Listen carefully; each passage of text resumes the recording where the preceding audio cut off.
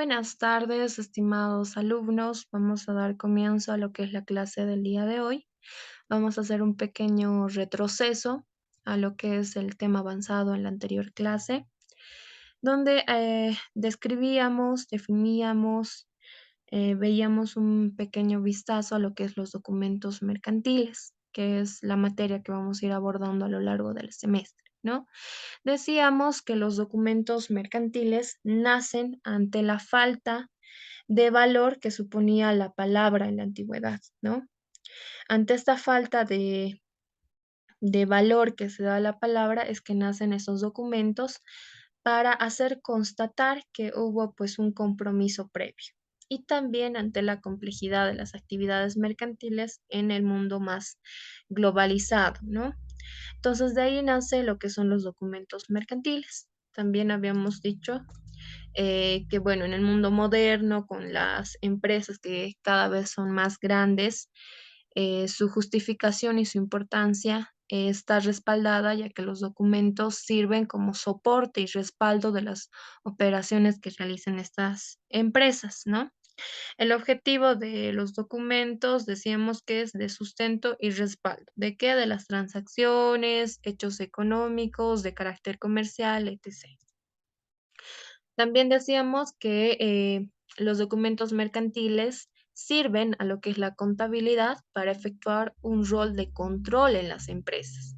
Y por ello es indispensable nosotros que toda transacción esté respaldada. Es decir, cuando nosotros ejerzamos lo que es la profesión contable, tenemos que exigir que toda transacción esté respaldada con los documentos pertinentes, que sea una acreditación de esta información, que haya una acreditación.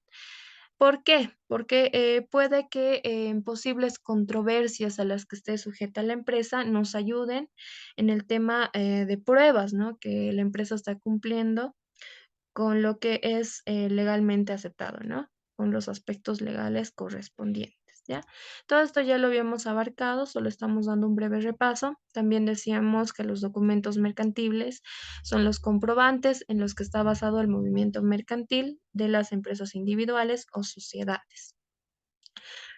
Conocíamos algunos documentos mercantiles, que eran los títulos, los recibos, las facturas, notas de débito y crédito, etc.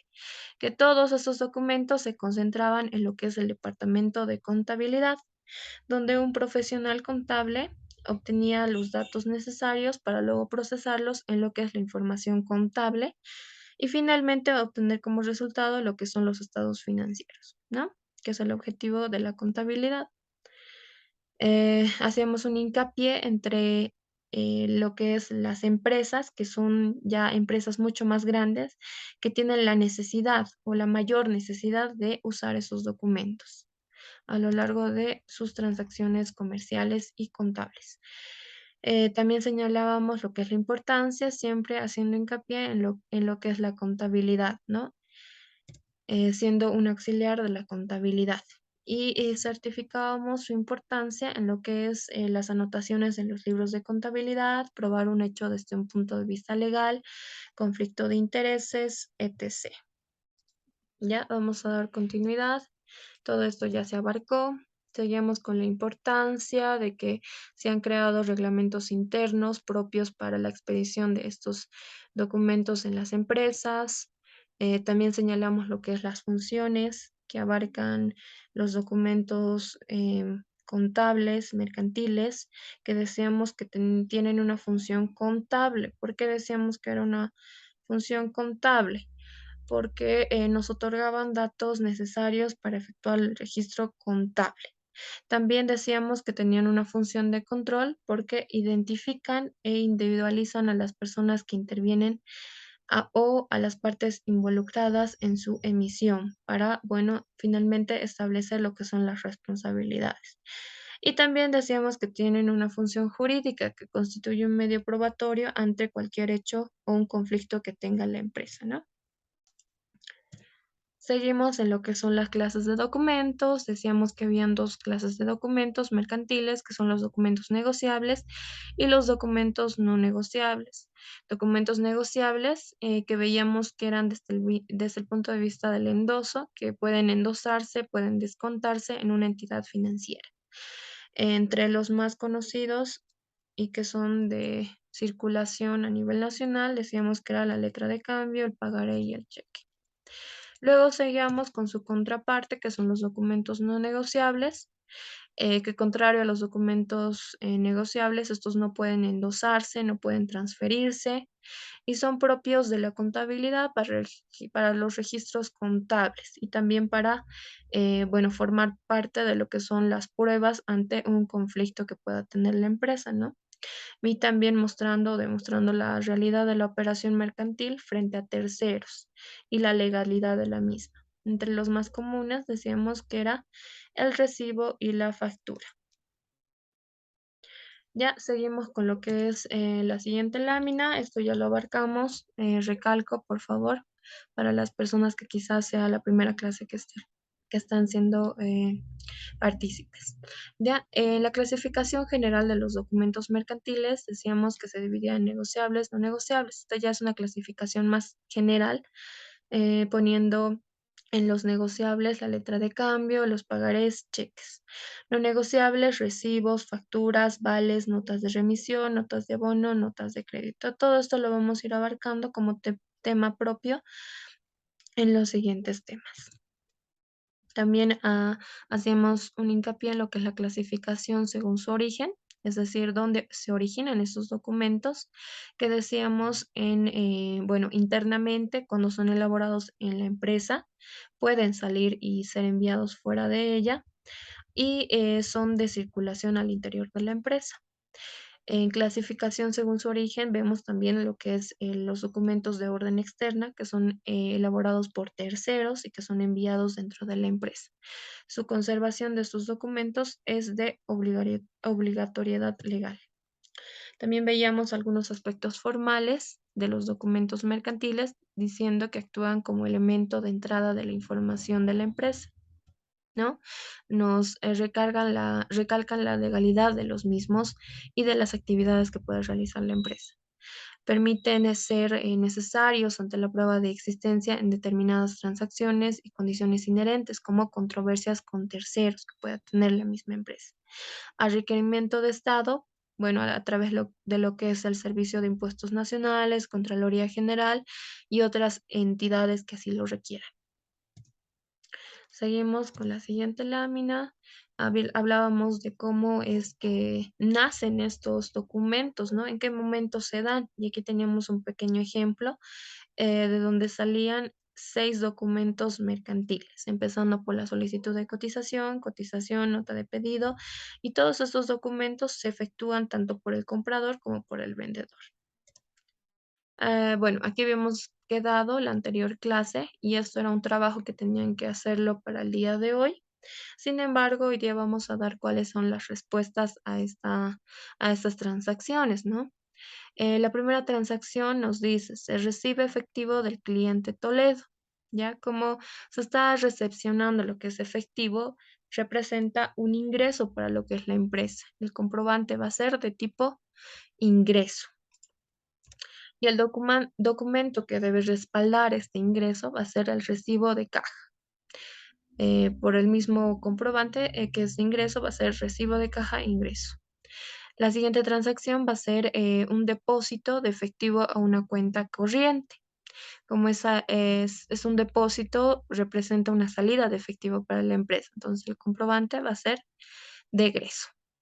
El documento que respalda a esta operación va a ser una papeleta de depósito bancario. La siguiente transacción va a ser la venta de mercaderías a crédito. Es un comprobante diario. El documento que debe respaldar a este tipo de transacciones va a ser una nota de salida de mercadería y la factura correspondiente. La siguiente transacción va a hacerse la compra de mercaderías y se paga, dice, la compra de mercaderías con el valor de la factura con cheque. Este va a ser un comprobante de egreso porque supone una salida de efectivo, sin embargo, estamos hablando de cheques, ¿no? Entonces, el documento que respalde a esa transacción va a ser una factura del proveedor, la nota de entrada y el cheque mismo, ¿ya? La nota de entrada a almacén y el cheque. Es muy importante recalcar el medio de pago. La siguiente transacción va a ser un pago a lo que es CEPSA, ¿no? Por el concepto de luz. Esto también es una salida de efectivo, por lo cual va a ser un comprobante de egreso. El documento que debe respaldar esta transacción va a ser una factura que va a ser emitida por CEPSA y un recibo de caja de egreso. La siguiente transacción va a ser la compra de mercaderías al contado por un valor de 20.000 según factura. Supone también una salida de efectivo, por lo tanto va a ser un comprobante de egreso. Y el documento que debe respaldar a esta transacción va a ser una factura, el informe de recepción de mercaderías y el recibo de caja egreso, porque está saliendo el efectivo de la empresa, ¿no? Y por último tenemos la transacción de la compra o adquisición de material de escritorio según factura de la librería Cantuta por 100 bolivianos. Esto supone también una salida de efectivo, por lo tanto va a ser un comprobante de egreso. El documento que debe respaldar a esta transacción va a ser una factura otorgada por la librería Cantuta hacia la empresa. Ya finalmente, bueno, ya damos la respuesta a lo que es el trabajo que tenían que realizarlo. Ahora vamos a abarcar teóricamente lo que es el recibo. Y la siguiente clase, ya en la clase presencial, vamos a llevar a cabo lo que es la práctica de este tema. ¿Ya? Entonces abarcamos lo que es el recibo. El recibo nosotros podemos definirlo como un documento mercantil mediante el cual una persona acredita haber recibido de otra una determinada suma de dinero, en efectivo o en especie, y sirve de comprobante de pago. ¿Ya? Esta concepción de lo que es el recibo es del autor Funes Orellana Juan. Vamos a seguir con con la siguiente lámina. El recibo nos dice que es un documento que acredita o certifica el pago de un servicio o un producto. Por regla general, deben extenderse por duplicado, uno para cada una de las partes. El recibo también recibe el nombre de constancia de pago. Es un documento que nos certifica que ha habido un pago, ¿no? Este pago puede ser por el servicio o por un producto, ¿ya? Y se extiende para cada una de las partes, tanto para el comprador como para el vendedor. Quien lo va a emitir va a ser el vendedor, por si acaso. También decimos que es un documento mercantil por el cual se hace constar por escrito que se ha recibido algo de dinero. Ya este dinero puede ser dinero en efectivo, puede ser valores, pueden ser joyas, mercaderías, etc. Se debe indicar el motivo y la fecha suscitado entre las dos personas, ya sean jurídicas o personas naturales, una que emite el recibo y la otra que recibe el documento mercantil, rubricando sus firmas de ambas personas que intervienen en este hecho comercial. Vamos a ver ahora lo que es la diferencia entre el recibo y la factura. Creo que hay una pequeña confusión entre estos dos grandes conceptos, ¿no? La principal diferencia entre el recibo y la factura se encuentra en el momento en que se emiten y en su finalidad, ¿ya? Cuándo se emiten y para qué se emiten estos documentos. El recibo es un comprobante de compra de un producto o servicio mediante el cual se acredita su pago. Es emitido por el proveedor siempre tras el pago que reciba en la transacción, pues es justificante de que se ha recepcionado el pago, ¿no? Entonces, esto es, bueno, el momento en que se emite lo que es un recibo y cuál es su finalidad, que es justificar la transacción, el pago que se ha realizado. Y es emitida por lo que es el proveedor, o en este caso, el vendedor. Por su parte, la factura es un documento mucho más completo que acredita que ésta ha realizado una operación comercial y tiene fines tributarios. Esto es muy importante, ¿no? La factura siempre se emite consignando los impuestos correspondientes a la actividad comercial. Entonces, la factura por lo general es emitida por el proveedor, es decir, el vendedor, en la compra, perdón, en la venta de un producto o servicio una vez que la transacción se haya realizado, pero antes de que se efectúe. Por lo tanto, la factura es una solicitud de pago, mientras que el recibo es un registro de que dicho pago se ha realizado. Entonces, ¿cuándo se emite el recibo? Cuando ya el pago se ha realizado, mientras la factura se emite antes que el pago se haya realizado, como una solicitud de pago. ¿Ya? Esas serían las dos diferencias entre el recibo y la factura. No se olviden. Se diferencian en cuándo se emiten esos documentos y en su finalidad. ¿Por qué se emiten? Aquí tenemos un pequeño ejemplo que dice, una persona puede enviarte una factura por los servicios prestados, pero al recibirla la consideras un recibo. El uso de la palabra factura puede implicar que se ha establecido las condiciones de pago, como por ejemplo 30 días, a crédito, etc., ¿no? Mientras que un recibo es una simple declaración de lo que se debe ahora, ¿ya? Como decíamos, cuando se emite una factura es una declaración de que se debe hacer el pago, ¿ya? Mientras que el recibo sería, bueno, un documento que acredite que se ha realizado el pago. Características de los documentos, de este documento mercantil, que es el recibo, ¿no? Tiene ciertas características que debe cumplir. La primera es el importe en numeral. Ya vamos a ver a continuación lo que es un documento, lo que es el recibo, un recibo corriente, y tiene que cumplir todas estas características. Por ejemplo, al inicio del encabezado tiene que tener un importe que tiene que estar establecido en números. Este puede ser en bolivianos o en dólares. 2, el nombre completo de la persona a favor de quien se extiende este documento. 3, la cantidad de dinero de forma literal. Abajo del encabezado tendrá que especificar cuánto se está pagando, ¿no? Por dicho servicio o dicho producto. 4, indicación del concepto por el cual se está extendiendo este recibo. ¿Por qué concepto? ¿Por qué actividad se está liquidando tal efectivo? 5, el número de cheque, el banco o la forma de pago. Este puede ser efectivo, puede ser por cheque o puede ser por banco. 6, lugar, día, mes, año en el que se emite el recibo. Por ejemplo, Potosí, 6 de febrero del año 2022. La fecha del lugar, día, mes y año del que se está emitiendo el recibo. Por último, las firmas de quien emite el recibo y de quien recibe. Ese es un ejemplo de un cheque en el cual vamos a identificar las características dichamente señaladas anteriormente, ¿no? Decimos que tiene que tener el importe en números, ¿no? En numerales. Este puede ser en dólares o en bolivianos. En este caso está en bolivianos 50.000. 2, decíamos el nombre del sujeto, el cual recibe este efectivo o cheque. En este caso va a ser Ramiro Barracos Ergueta. La suma de abajo, por tercera característica, vemos lo que es el importe de forma literal.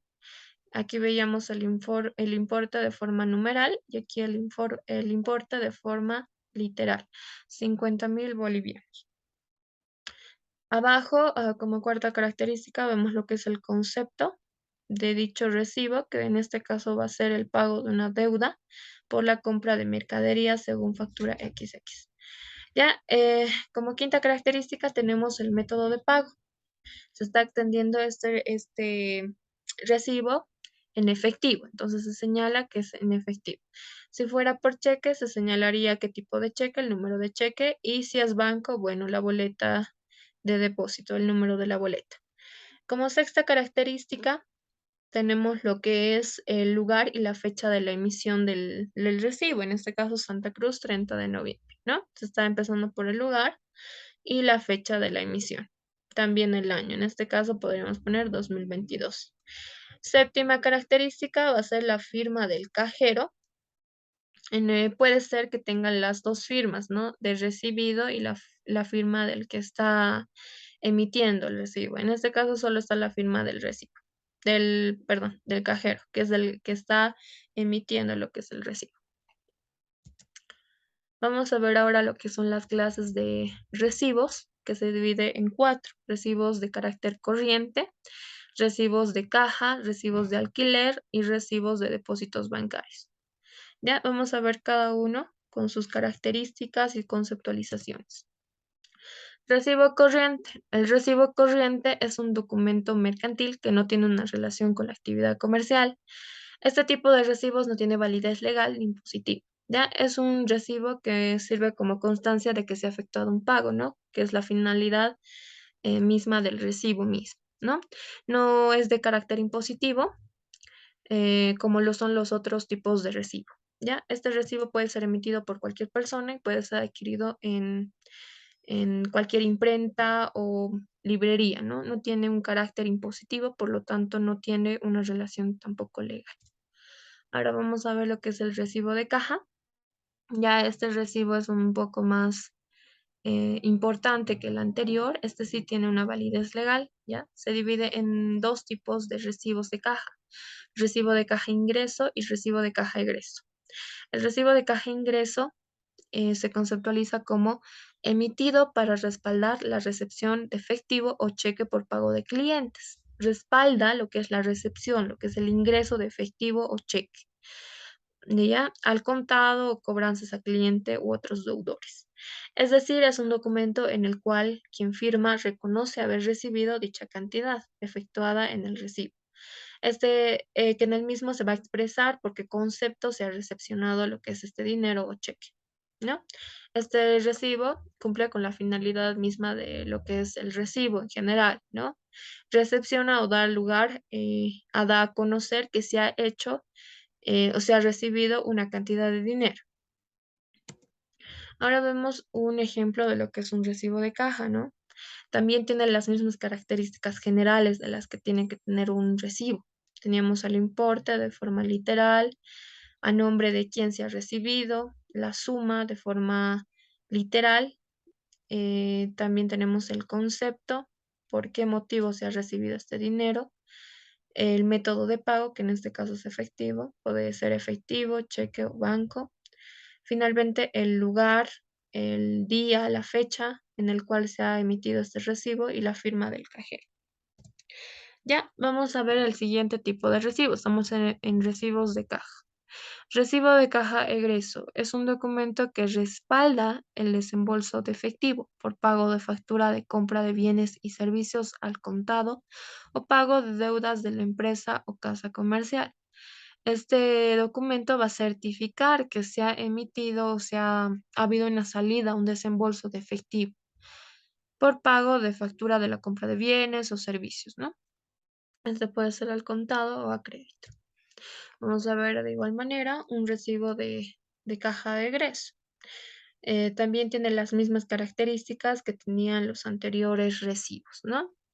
El importe de forma numeral, de forma literal, a quién se está pagando, por qué concepto, eh, por qué método de pago, el lugar, la fecha que se ha emitido y finalmente aquí faltaría lo que es la firma del que está emitiendo este recibo, ¿no? O la recepción del mismo. Ahora vamos a ver lo que es un recibo de alquiler, ¿ya? De los 4 diferentes tipos de recibos, este es el más importante. Tiene una especialidad en sus características, en su conceptualización. Este es el único recibo que tiene una validez impositiva, es decir, que está sujeta a impuestos, ¿ya?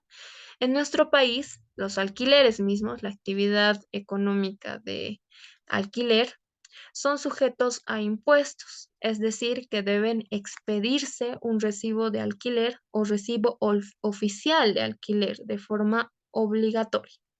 Ya esto está penado por ley, por las diferentes regulaciones, y este tiene que expedirse por el sujeto que desarrolle la actividad de alquilar, ¿no? Alquilar de forma lucrativa su vivienda, edificios, etc.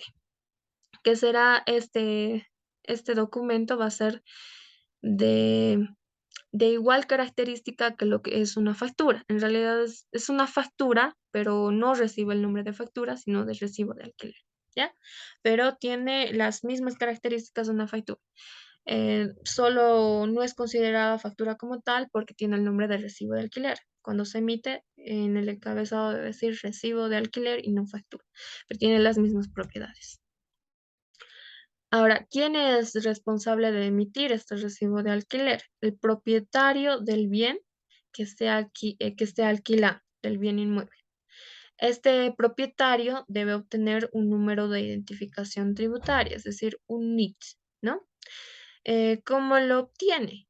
Normalmente las personas que tengan ingresos por alquiler de bienes inmuebles, en este caso podrían ser alquiler de terrenos, departamentos, casas, etc., deben inscribirse al registro de contribuyentes para obtener su identificación tributaria, número de identificación tributaria, que es el NIT, y poder emitir estos recibos de alquiler que habíamos dicho anteriormente que son similares, tienen las mismas características de lo que son las facturas. Para esto tiene que dirigirse a oficinas de plataforma de servicio del Servicio de Impuestos Nacionales, sí, ¿no? Entonces, para que este propietario esté dentro de la normativa tributaria vigente con respecto a la actividad de alquileres, tiene que dirigirse a lo que es el Servicio de Impuestos Nacionales para adquirir su NIT, que debe presentar documentos de identidad, facturas o prefacturas del consumo de energía eléctrica que acredite el domicilio donde desarrolla su actividad principal y el de su residencia habitual, original y fotocopia. Esos son los únicos requisitos que debe llevar el propietario del bien inmueble para poder pertenecer al régimen, ¿no? Y poder pagar sus impuestos correspondientes.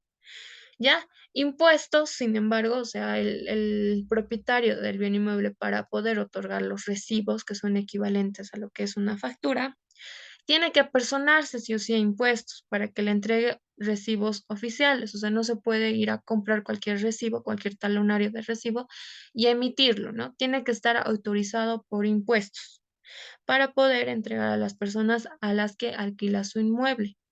Solo se asignará esa actividad y estará grabado por el IVA, ITEI y el RSI. ¿Ya? Estos son los tres impuestos a los que está sujeto la actividad económica de alquiler de inmuebles.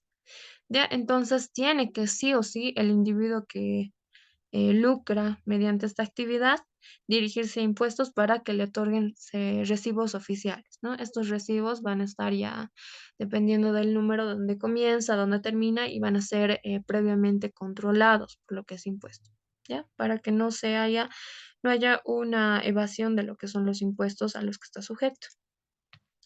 Aquí vemos un ejemplo de lo que es un recibo de alquileres, ¿no? Como ven, está previamente en el encabezado lo que es la República de Bolivia y también el nombre de Nacional de Impuestos Internos. Son los que controlan esta actividad económica.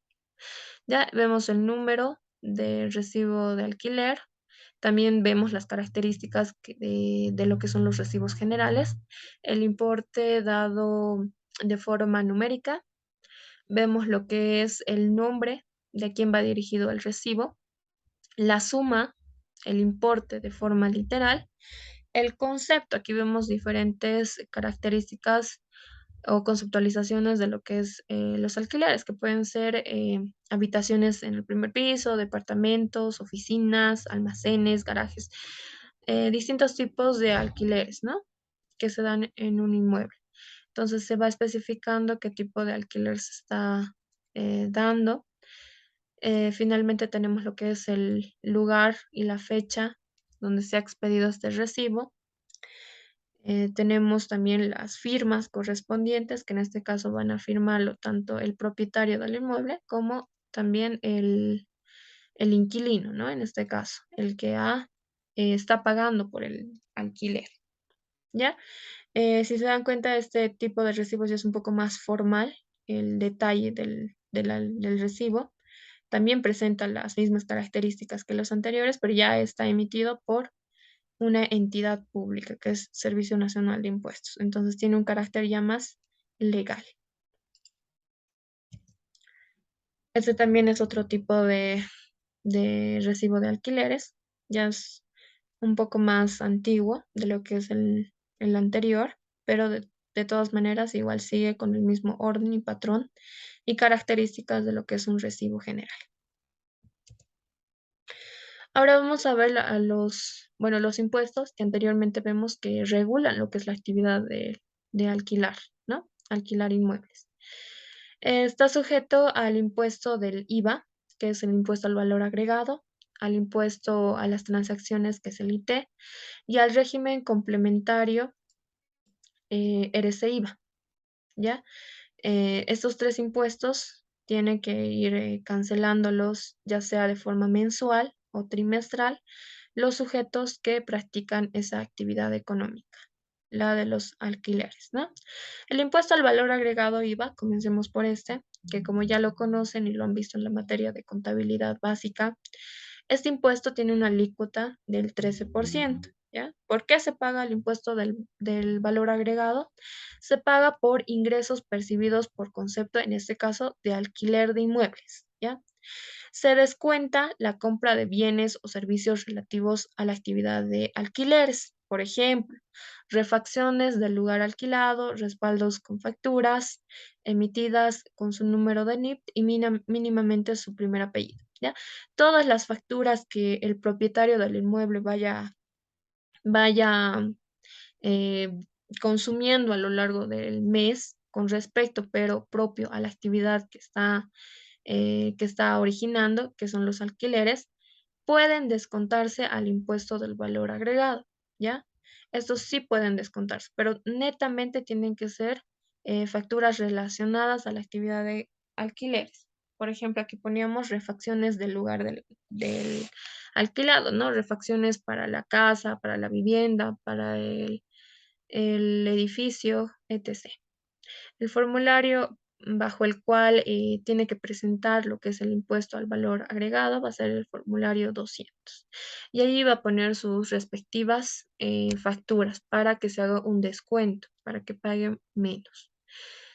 Seguimos con el impuesto a las transacciones, que es el IT, ¿ya? El porcentaje de la alícuota es el 3%. Como ya ustedes igual lo vieron, esto ya es de conocimiento básico, ¿no? ¿Cuál es la alícuota del IT? 3%. ¿Por qué se paga en la actividad de alquiler? Por el servicio, por el ejercicio de la actividad sobre el total de los ingresos. ¿Se descuenta? En este caso no se descuenta. No hay un descuento que se pueda hacer al IT. Se paga la totalidad del 3% sobre los ingresos que se genera por concepto de alquiler. Se pagará mediante el formulario 400, pero previamente no se hace un descuento. Y finalmente vemos lo que es el tercer impuesto al que está sujeto esta actividad, que es el RCIVA. Ya el RCIVA es el régimen complementario al IVA, en este caso contribuyente directo. Este impuesto se paga de forma trimestral, abarca la alícuota del 13%. ¿Y por qué se paga? ¿Por qué se paga el RCIVA? Se paga por el 87% de los ingresos, del total de los ingresos percibidos menos el IVA, es decir, del 100 menos el 13, el 87%. ¿Ya? Se paga por el total, perdón, por el 87% de los ingresos generados por concepto de alquileres. Se descuenta, sí se descuenta, el 13% de 2 salarios mínimos nacionales por cada mes. El 13% de todas aquellas facturas que respaldan los gastos efectuados por el contribuyente con su número de NIT y mínimamente primer apellido detallados en el formulario, ¿no? Esos son algunos descuentos. Se descuenta el 13% de 2 salarios mínimos por cada mes. El salario mínimo que tenemos vigente en el país es de 2.200. Entonces el 13% de la sumatoria de ese salario, es decir, 2 por 2.200 sería 4.400, ¿verdad? De 4.400, el 13% se hace un descuento a lo que es el 13% del IVA, del RCIVA. También se hace el descuento del 13% de todas aquellas facturas que respalden los gastos efectuados por el contribuyente. En este caso, no van a ser como anteriormente veíamos el descuento del IVA, estas facturas pueden ser de cualquier gasto efectuado por el contribuyente. Esto no tiene que ser propiamente con la actividad de alquiler, ¿ya? Puede ser cualquier tipo de factura y se va a descontar el 13% del total de las facturas.